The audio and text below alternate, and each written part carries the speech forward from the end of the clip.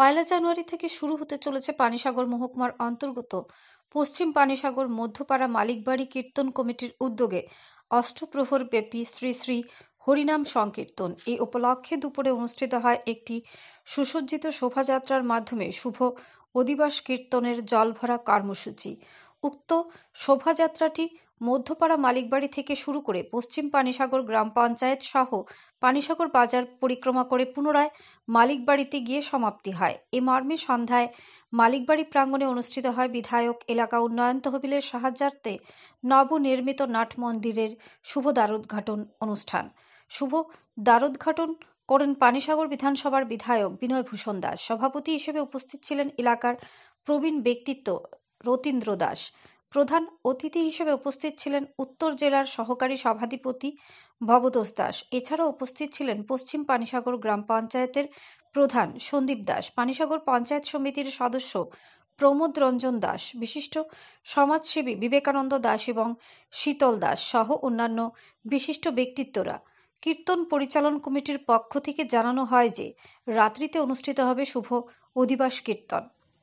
আগামীকাল থেকে শুরু হবে অষ্টপ্রহর ব্যাপী হরিনাম সংকীর্তন। এই উপলক্ষে বৃহস্পতিবারে অনুষ্ঠিত হবে ভক্তপ্রাণ পুণ্যার্থীদের মধ্যে মহাপ্রসাদ বিতরণ কর্মসূচি। শুক্রবারে অনুষ্ঠিত হবে মহন্ত বিদায় কর্মসূচি।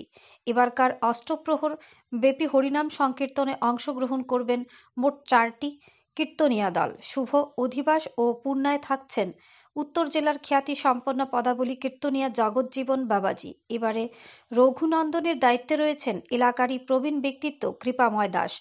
অষ্টপ্রহর ব্যাপী শ্রী শ্রী হরিনাম সংকীর্তনটিকে সর্বার্থ সার্থক করে তুলতে ভক্তপ্রাণ পুণ্যার্থীদের শুভাগমন কামনা করেন কীর্তন পরিচালন কমিটির সদস্যবৃন্দরা। ধর্মনগর থেকে নিজস্ব প্রতিনিধির রিপোর্ট, আরই ধর্মনগর। মুখরিত হোক, প্রভুর ইচ্ছায় সবকিছু পরিচালিত হয়। ভগবানের প্রভুর ইচ্ছা ছাড়া কোনো কিছু সম্ভব নয়।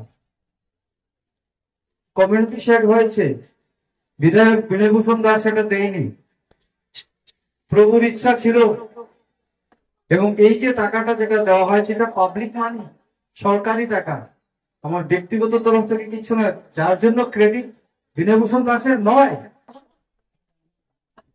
এটা সরকারি ফান্ড। সরকারি ফান্ড কোত্থেকে আসে? পাবলিক মানিতে। তাই আপনাদের সকলের সহযোগিতায়, সকলের অনুদানে কিন্তু সেটা হয়েছে। আজকে যেটা হয়েছে, আমি বলেছি কমিউনিটি শেড হবে, কিন্তু এখানে বিধায়কের কোনো নাম লেখা থাকবে না। বিধায়ক এলাকা উন্নয়ন তহবিল হইতে প্রদত্ত। এইরকম যাত্রী শেড যেগুলি দেওয়া হয়েছে এখানে ওই রকম বিধায়ক এলাকা উন্নয়ন তহবিল হইতে প্রদত্ত। বছরে আমরা যখন আসি তখন 35 লাখ টাকা ছিল বিধায়ক এলাকা উন্নয়ন তহবিলে। আসার পরে সেটা 50 লাখ টাকা বছরে করা হয়েছে। গত বিধানসভাতে আমরা সেটা 75 লাখ করেছি। 75 লাখ হয়েছে বছর। তাই আমি সিদ্ধান্ত নিয়েছি প্রত্যেকটা পঞ্চায়েতে 5 লক্ষ টাকা করে একটি করে আমি কমিউনিটি শেড দেব। সেটা স্যাংশন করে পাঠিয়ে দিয়েছি। আপনাদের এখানে হবে, ঠান্ডা কালীবাড়িতে হবে, সব পঞ্চায়েতে একটা একটা করে স্যাংশন হয়ে গেছে। সেগুলি কাজ শুরু হয়ে যাবে। উত্তর পদ্মবিল, দক্ষিণ পদ্মবিল, পশ্চিম পদ্মবিল শেষ হয়ে গেছে। বেগুছড়া, অগ্নিবাসা, আপনাদের নিমি রাখাল বাড়ি সবগুলিতে হয়ে যাবে। এবং এটা বারবার মনে রাখবেন, এটা আমার কোনো ক্রেডিট নয়, ব্যক্তিগত ভাবে নয়। আপনারা বলছেন বারবার, আমি শুনতে পাচ্ছি বিধায়ক দিয়েছেন, বিধায়ক দেন।